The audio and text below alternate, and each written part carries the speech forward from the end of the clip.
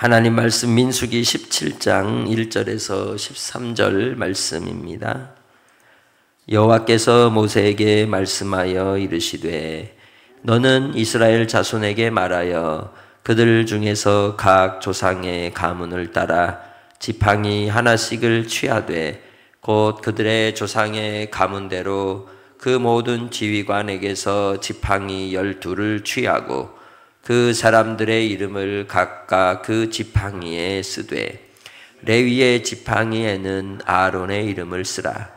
이는 그들의 조상의 가문에 각 수령이 지팡이 하나씩 있어야 할 것임이니라. 그 지팡이를 회막 안에서 너희와 만나는 곳인 증거궤 앞에 두라. 내가 택한 자의 지팡이에는 싹이 나리니 이것으로 이스라엘 자손이 너희에게 대하여 원망하는 말을 내 앞에서 그치게 하리라. 모세가 이스라엘 자손에게 말하매 그들의 지휘관들이 각 지파대로 지팡이 하나씩을 그에게 주었으니 그 지팡이가 모두 12이라. 그 중에 아론의 지팡이가 있었더라. 모세가 그 지팡이들을 증거의 장막 안 여호와 앞에 두었더라. 이튿날 모세가 증거의 장막에 들어가 본즉 레위의 집을 위하여 낸 아론의 지팡이에 움이 돋고 순이 나고 꽃이 피어서 살구 열매가 열렸더라. 모세가 그 지팡이 전부를 여호와 앞에서 이스라엘 모든 자손에게로 가져오매 그들이 보고 각각 자기 지팡이를 집어 들었더라. 여호와께서 또 모세에게 이르시되 아론의 지팡이는 증거궤 앞으로 도로 가져다가 거기 간직하여 반역한 자에 대한 표징이 되게 하여 그들로 내게 대한 원망을 그치고 죽지 않게 할지니라.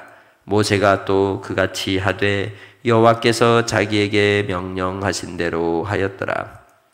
이스라엘 자손이 모세에게 말하여 이르되 보소서 우리는 죽게 되었나이다.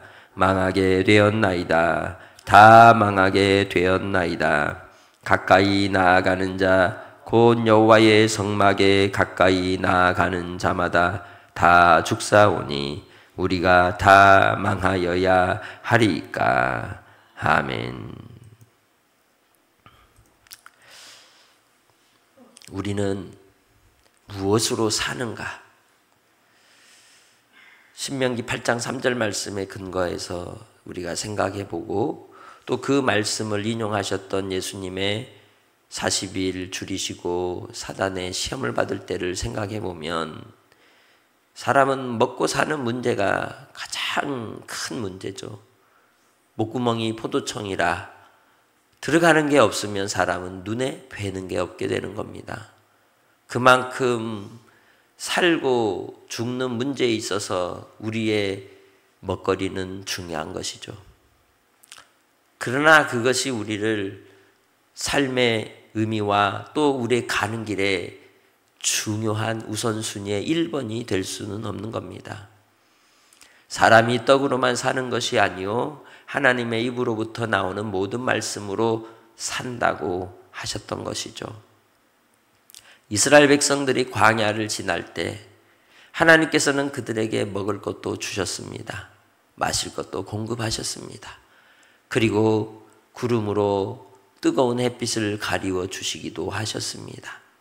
그러나 그들은 여전히 먹을 것을 구하며 끊임없이 하나님께 대한 그들의 삶의 의미를 오직 자기들의 목구멍에 두고 살았던 것입니다. 우리의 삶이 예수 안에서 구원의 은혜를 입을 때에 나의 삶의 가치와 의미는 또 나의 삶의 우선순위는 과연 어디에 있는가?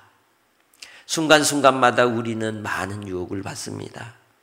돌덩이가 떡덩이가 되게 하는 것처럼 뭔가 일확천금을 바라고 뭔가 큰 것을 구하고 우리의 가는 길이 잘 되기를 원하는 마음속에 살아가지만 중요한 것은 바로 여전히 주님의 말씀은 변치 않는 것이죠. 떡으로 사는 게 아니라 하나님 말씀으로 산단다.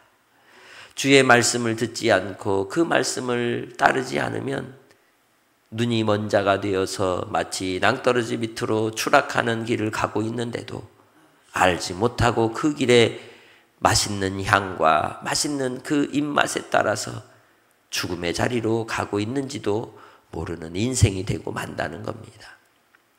이스라엘 백성들이 그러했던 겁니다. 모세와 아론을 대적하여 하나님께 제사하는 자가 되고 하나님께 가까이 나아가려고 했던 악한 마음을 품었던 고라와 그 당이 하나님을 대적할 때에 그들은 하나님을 대적하고 멸시하는 자가 되었고, 이에 대하여 하나님이 그들에게 심판을 내리시는, 땅이 갈라지게 하시고 불로써 그들을 태우시는 무서운 형벌을 내렸음에도 불구하고 여전히 이스라엘 백성들은 여호와의 사람들을 죽였다고 아론과 모세를 원망하다 하나님의 진노의 무서움의 연병으로 또한 14만 14,700명이 또 죽지를 않았습니까? 사람은 참 깨닫지 못하는 존재입니다. 경험을 해도 한 번, 두 번 경험을 해도 또 다시 반복하는 인생의 모습으로 후회의 길을 걷는 우리 자신을 또한 보게 되는 것이죠. 그게 아니라 하면 그쳐야 함에도 불구하고 하나님을 대적하는 인생의 모습은 여전히 죄 가운데 뒹구는 그러한 어리석음에 빠져 있기 때문인 것입니다. 우리가 주의 말씀을 들을 때 그 말씀을 두렵고 떨림으로 들으며 그 말씀 가운데 바로 서는 성도들의 삶이 되기를 원합니다. 나에게 주어진 삶의 길에 하나님이 무엇을 원하시는가?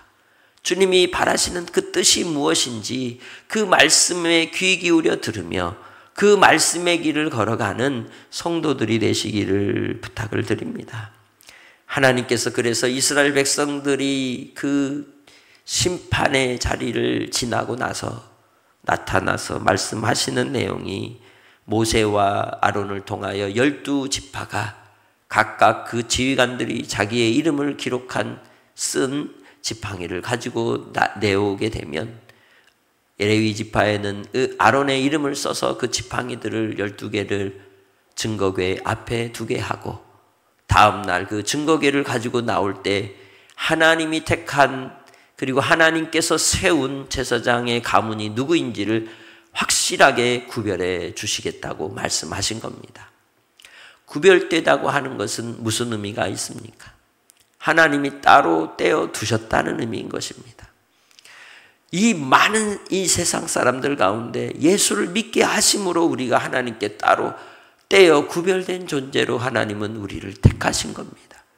그 은혜와 은총을 입은 자로서 우리는 또한 이 땅에서 그 이름에 걸맞는 삶으로 예수 그리스도께서 우리의 증거의 십자가가 되어 주셔서 속죄의 은혜를 베풀어 주셨기에 이제 하늘의 성소가 되시는 우리 예수로 이 땅에서 천국을 맛보며 누리며 살아가는 하나님께 속한 거룩하게 구별된 자로 살아가시기를 주의 이름으로 축복합니다.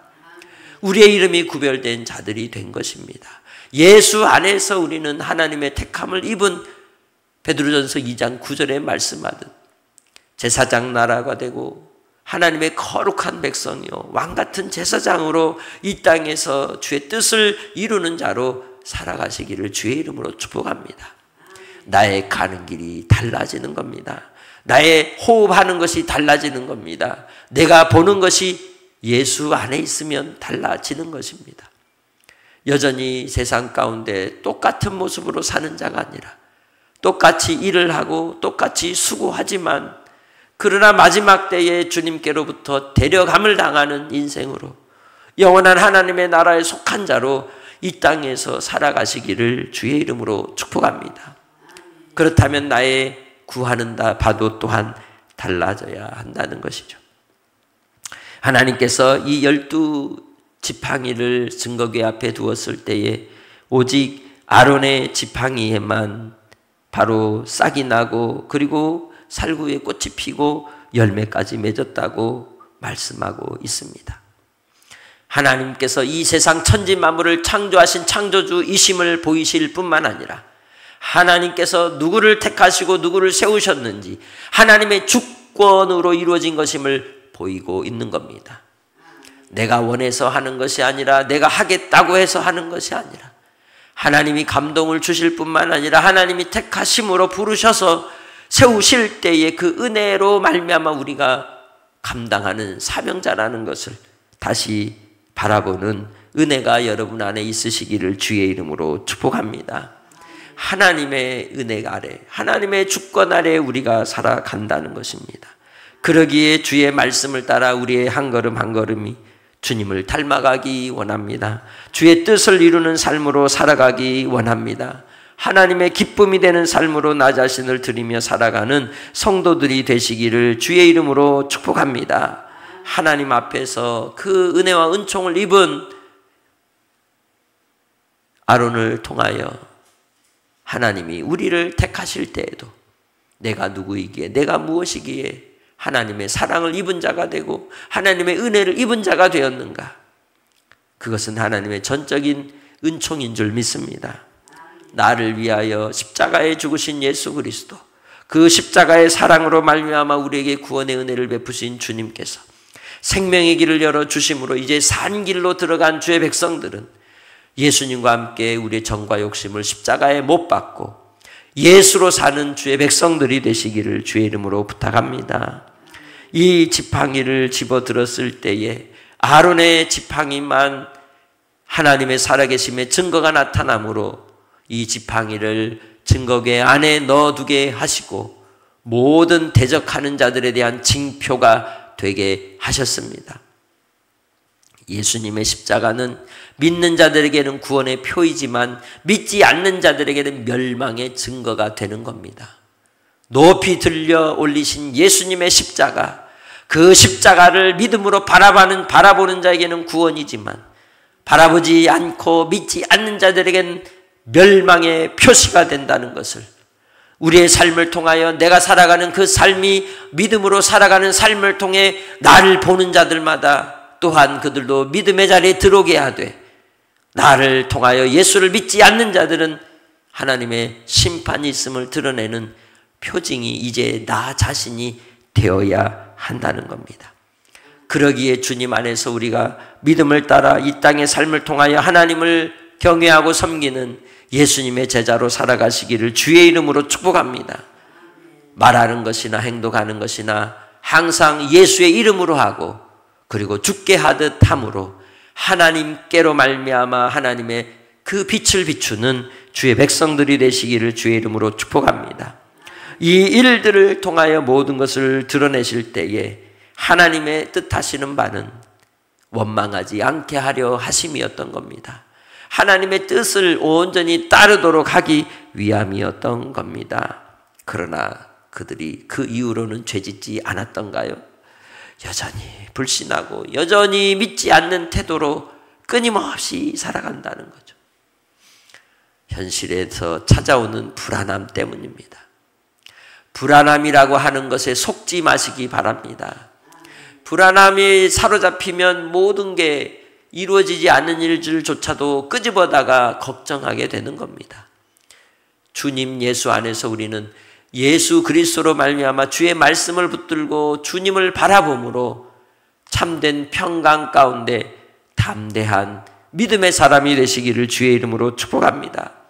불평과 불만과 원망이 아니라 감사와 찬송과 기도가 있는 삶이 바로 주님 안에서 그리스도의 평강을 누리는 삶인 줄 믿습니다. 같은 것을 보아도 믿음의 눈으로 바라보기를 연습하시기 바랍니다. 같은 상황 속에서도 믿음의 진리 안에서 판단하는 하늘의 지혜를 구하는 성도들이 되시기를 주의 이름으로 축복합니다. 그제서야 이스라엘 백성들이 12절로 13절을 통해 뭐라고 얘기합니까? 증거막이 있는 이 성소 가까이 나아간 자들이 죽임을 당한 것에 대한 상황들을 이제서야 알고 보소서 우리는 죽게 되었나이다, 망하게 되었나이다, 다 망하게 되었나이다 라고 외치며 돌이키는 것을 보게 되는 것이죠. 이때부터는 이제 성막에 가까이 나간다? 못 나가는 겁니다. 무서워하고 두려워하는 겁니다. 주님 안에서 우리는 구별된 삶이 필요한 겁니다. 시간을 구별하고 우리의 장소를 구별하고 우리의 만남을 구별하고 내가 하나님 앞에 선택을 받은 거룩한 하나님의 백성으로서 하나님이 기뻐하는 그곳에 우리가 있으며 하나님이 기뻐하시는 그 시간에 우리가 발견되어지는 삶으로 오늘 하루도 주님 안에서 살아가시고 우리의 입술을 제어하여 하나님의 선하심만을 드러내는 복된 입술들이 되시기를 주의 이름으로 부탁합니다. 하나님 아버지, 이 땅의 인생의 삶을 통하여 우리는 무엇으로 삽니까? 진리의 말씀을 따라 살게 하옵소서. 주께서 우리를 구별하신 그 구별의 은혜를 따라서 예수 그리스도의 십자가를 바라보며 끝까지 주님과 동행하는 삶이 되게 하옵소서. 오늘도 주님 안에서 생각하게 하시고 주님 안에서 말하게 하시고 주님 안에서 행동하는 복된 성도들이 다 되게 해 주시기를 원하옵고 감사하며 예수님의 이름으로 기도합니다. 아멘.